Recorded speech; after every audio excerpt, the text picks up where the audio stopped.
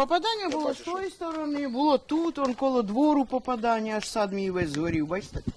У мене от бабушка ще є. 86 років, олов'яний солдатик. Розкажіть, будь ласка, як взагалі ситуація тут? Стріляють і стріляють. Тільки що ось як стрельнули, ми не могли, навіть повернутися не встигли.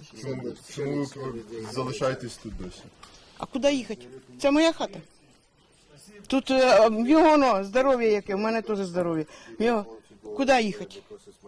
Чоловіку треба определенні умови, які він вдома може тільки отримати. Ну, боялися, ховалися, вже приспособились, адаптувались трохи. Було чуть, щоб там бахнуло через секунд 15 тут должно, а зараз неізвісно. Тихо, бах, і все. Не чуть, як і летить. Одне снаряд упав, глазки в нього геть були розпухші, красні, він не бачив нічого. Кормлю з рук, пою з рук. А ті вспівають, поки що вспівали ховатися.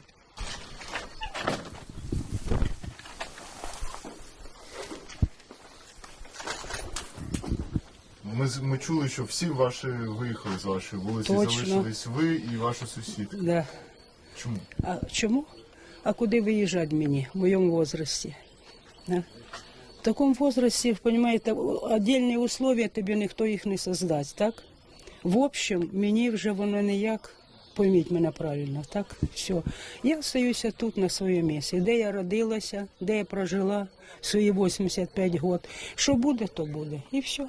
Улучили так, що 3 вікна усі полетіли. Голі вікна в мене, все голе. Голі вікна. От. Коли гати сильно, якщо вспію, я отак закрию. Якщо ні, значить поругаю такими, знаєте, словами і все. Ну і молитвочку почитаю, теж треба. Я пережила першу війну в 41-му году. Мені було 4 роки. Війна йшла, і я росла вместе з війною. Я пам'ятаю хорошо. От 4 роки, але я пам'ятаю хорошо. От ту війну, все, як мимо мене пуля прилетіла, не зачепила, значить Господь Бог дав мені шанс ще пожити. І я кажу, дайте же мені цей шанс і цю війну пережити ще.